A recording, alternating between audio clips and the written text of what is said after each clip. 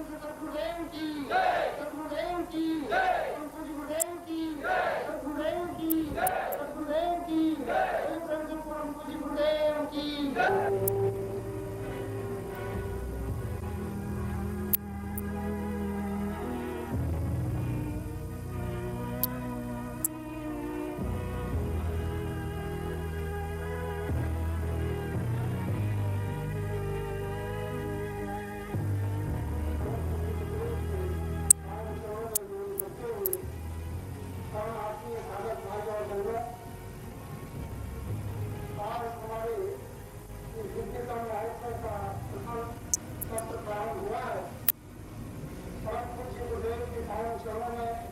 पूरा भारत समझकर इस पंडाल के नीचे उपस्थित है और परम पूज्य गुरुदेव के एक आह्वान पर आप लोगों ने अपनी पात्रता रखते हुए परम पूज्य गुरुदेव के शीर्ष ग्रहण पर पहुंचने का जो साहस विभिन्न परिस्थितियों में भी जुटाया है। परम पूज्य गुरुदेव के आशीष और अमृतमयी वचनों के माध्यम से और 3 दिनों में नित्यतम पावन साधनात्मक और आध्यात्मिक चिंतन लेते हुए यहाँ बैठने पर आपके साधना संपन्न करने जा रहे हैं। तो जीवन की अद्वितीय और कई जीवनों का सौभाग्य सुनिश्चित करते हुए हमें यहाँ प्राप्त हो जाएगा। प्रत्येक शिविर अपने आप में सभी संशय, सभी चुनौती और सभी बुद्धि और लक्ष्य हमारे सामने उजागर करता है। यह शिविर नहीं केवल परम पूज्य गुरुदेव के भावों की भान में उनके जन्मोत्सव के रूप में महोत्सव संपन्न होने जा रहा है और जब इस प्रकार का महोत्सव नित्यतम रूप में जब संपन्न होता है तो गुरु का संपन्न होता है। उनका प्रत्येक रोज में उनकी चमकता है अपने शिष्यों को देखकर और ऐसे हालात में क्षण में उन्हें ऐसा कुछ बहुत ही सहज रूप में दे देता है वरदान होता है अपने शिष्यों को, जिसकी शायद कल्पना शिष्य के पास नहीं। अपने प्रसाद के बल पर साधना विभिन्न साधना और स्थितियों को संपन्न करते हुए भी जिस लक्ष्य और उनको मंजिल तक नहीं पहुंच पाता, ऐसे महोत्सव के क्षण में इन प्रसन्नता में प्रत्येक यहाँ के पल में आपको वह सिद्धियाँ, वह सफलता, वह आशीर्वाद यहाँ प्रचार रूप में वितरित होते हुए मिलता है। हम आपकी नित्यतम पावन बेला में परम पूज्य गुरुदेव के चरणों में पूर्ण हृदय और समर्पण भाव से समर्पित होते हुए वहन करते हैं और शुभकामना करते हैं कि आप सबके लिए यह नित्यतम अद्वितीय क्षण जीवन के लिए आध्यात्मिक आत्मा वह राम बने जहाँ पहुँच कर आपको शक्ति मिले, रात और चैन की सांस मिले, गुरु की याद, गुरु की छवि आंखों में रहे और अपने मन से थोड़ा आंखों के सामने रहे। ऐसी शुभकामना करते हुए क्षण में हम पूर्ण विश्वास रखते हैं कि आप इन 3 दिनों में प्रत्येक पल को सजीव कर देंगे। परम पूज्य गुरुदेव के और सदियों को निकालेंगे, साधनाओं के नवीनतम क्षेत्रों में प्रवेश करेंगे और सिद्धियों को समझने का प्रयास करेंगे, जीवन में उनका उपयोग उतारने का प्रयास करेंगे और ऐसा सब कुछ आपको हमें प्राप्त हो। इन सबों के साथ हम पुनः एक बार आप सबकी ओर से सभी शिष्य परंपरा की ओर से यहाँ पर जाके सब भाई बहनों की ओर से स्वयं स्वयं में नमन करते हैं।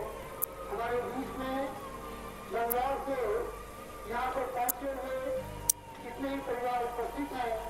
बंगाल वालों ने अभी जो पूर्णिमा का जोड़ा उठाया है, वो पूर्णिमा महोत्सव 15 जुलाई के महीने में संपन्न होगा। तो वहाँ के पूर्ण आयोजकों में से हमारे बीच में आयोजक उपस्थित है जो पूर्णिमा से भाई गोवर्धन लाल जी याद उपस्थित है बंगाल में। मैं उनसे आप सबकी ओर से प्रार्थना कर रहा हूँ कि आज के दीपिका सत्र के उपलक्ष्य में परम पूज्य गुरुदेव का मनन हम सबकी ओर से ये पुष्पहार चरण में समर्पित करते हुए करें।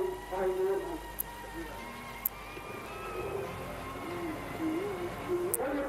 गुरुदेव की गुरुदेव की गुरुदेव की गुरुदेव की गुरुदेव की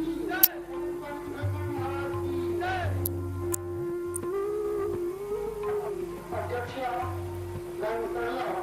निवेदन है कि रोगी मुंबई शाखा एवं महिला विंग की ओर से परंतु जी गुरुदेव के चरणों में पुष्पहार समर्पित करते हुए उनका उद्घाटन करेंगे। ग्रहण करें।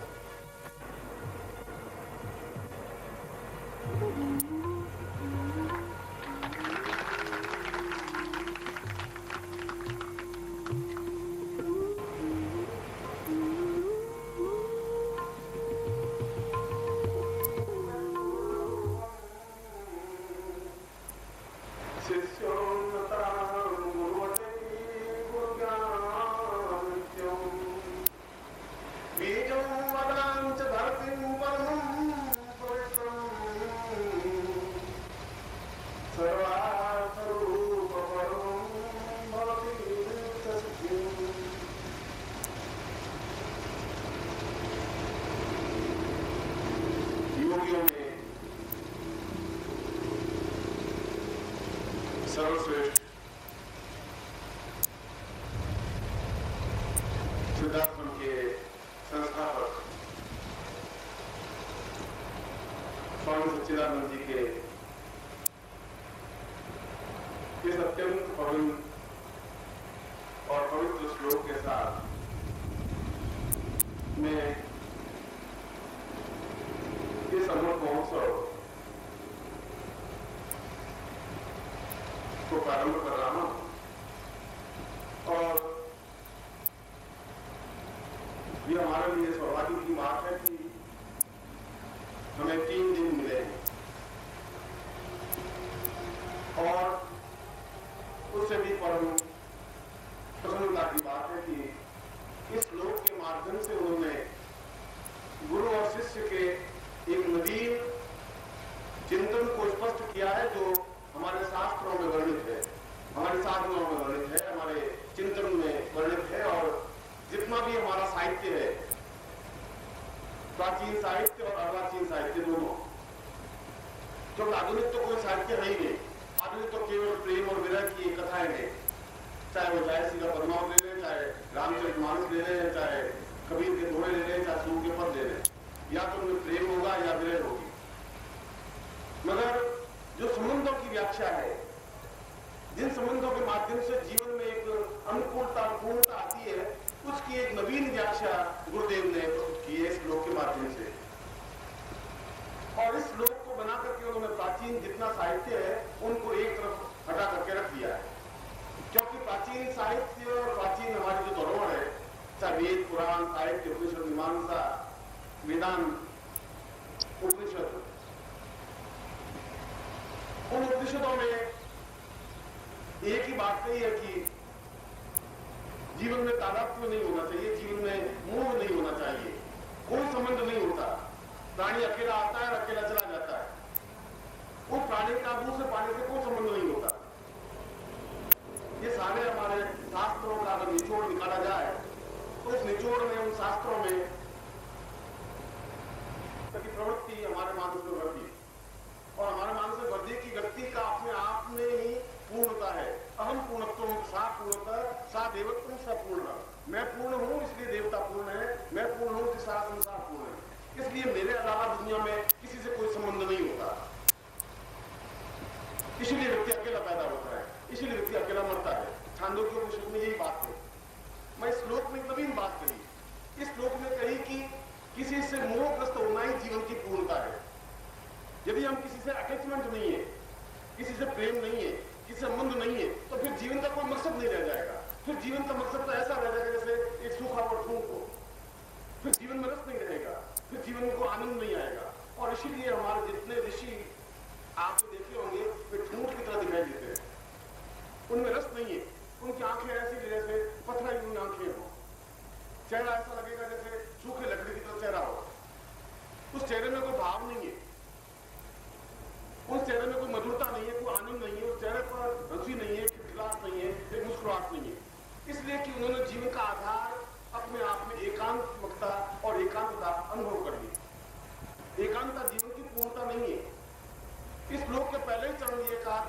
जीवन तो एक दूसरे से संबंध से ही बनता है। चाहे संबंध मेरा इस देह का प्राणों से हो, चाहे इस प्राणों का आत्मा से हो, यह भी संबंध है। संबंध का मतलब ये नहीं मेरे पत्नी है, पुत्र है, कि मित्र है, संबंधी है, कि प्रेमी है या प्रेमिका है, संबंध कुछ ये संबंध नहीं। ये तो लौकिक संबंध है, ये तो बन जाएंगे, बिगड़ जाएंगे, मिट जाएंगे, रह जाएंगे, ये अपने आप में संबंध नहीं है। मगर यदि मुझे ब्रह्म से भी साक्षात्कार करना है तो संबंध बनाना पड़ेगा। उस संबंध को छोड़ करके हम जीवन नहीं बढ़ा सकते। जीवन का तात्पर्य ये है नहीं, और जीवन का तात्पर्य अपने आप में ठूंठ की तरह जीना ही जीवन का तात्पर्य नहीं है। जो बिल्कुल अपने आप में दबोच करके रखते हैं अपने आप को, व्यक्ति दो प्रकार के होते हैं। एक अंग्रेजी में कहते हैं पेसिमिस्टिक, निराशावादी। और निराशावादी प्रत्येक जीवन के क्षेत्र में निराशा अनुभव करते हैं, उनके जीवन में कोई रस होता ही नहीं। और ऐसे व्यक्ति जीवन में 90% है हमारे भारतवर्ष में, संसार में। इसलिए है कि उनके जीवन में रस जैसी कोई बात रही नहीं। और जहां रस नहीं है, जीवन में आनंद नहीं है, जीवन में उमंग नहीं है, जीवन में उत्साह नहीं है, चंचलाहट नहीं है, तो वे जीवन में प्रत्येक कमियां और न्यूनता निकालते हैं। वो सोचते हैं कि ये जीवन बेकार हो गया, 40 साल हो गए, हम कुछ प्राप्त किया नहीं, और मां ने मेरे लिए कुछ किया नहीं, फादर ने मेरे लिए कुछ किया नहीं, और पत्नी आई तो ऐसी पत्नी आई, पत्नी कुछ काम नहीं। और नमस्कार। अगर आप सद्गुरुदेव डॉक्टर नारायण दत्त श्रीमाली जी के दीक्षित हैं या फिर आपके पास उनसे जुड़े हुए कोई भी अनुभव है, तो नीचे दिए गए हुए नंबर पर वीरल पटेल जी को मैसेज कीजिए या फिर फ़ोन कॉल कीजिए और अपने अनुभव ज़रूर शेयर कीजिए। डॉक्टर नारायण दत्त श्रीमाली जी के आत्मकथा का संकलन करने में मदद करें। धन्यवाद।